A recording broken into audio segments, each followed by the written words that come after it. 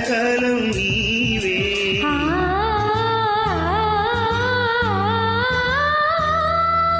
రాముడు అనుకోలేదు జానకి పతిగాగలనని ఆనాడు. జానకి కలగనలేదు రాముడి సతి కాగలనని ఏనాడు. ఆనాడు ఎవరు అనుకోనిది ఈనాడు మనకు